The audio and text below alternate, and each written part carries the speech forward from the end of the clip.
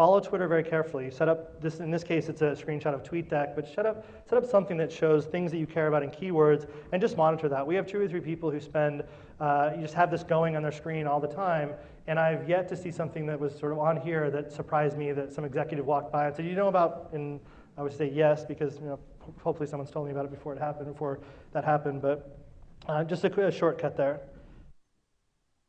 The next slide, don't outsource your voice. This one is controversial. It has been a really scary and terrifying slide.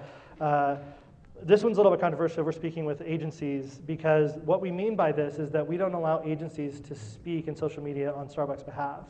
We allow agencies to be, the way to carry the analogy, to be our eyes and our ears, our hands, even our brain to some extent to help us think through strategies, but the person talking, they can't be our mouth. And the reason for that is just simply one of disclosure.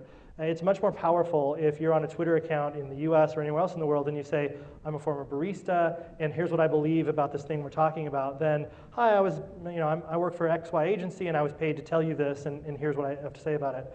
So we find this one still to be, I still think, a lot of companies are doing this, and we have a lot of pressure within Starbucks sometimes, especially in specific countries, where they say, well, we don't have enough resources to have someone be on Twitter account full time. I said, well, then you can't be on Twitter. That's just, if you're going to be successful, you have to follow these things that are you have to follow the parameters and rules that will make it successful, and this just happens to be one of them. So final bit, let me talk a little bit about Foursquare and location-based services. There's some benefits or some reasons people do it. One, your friends can see where you are. I mentioned that one. It can be an interesting guide to the city. So you may have a situation where you can check into a particular place and it will tell you, hey, just around the corner is the best sushi restaurant ever, or just give you kind of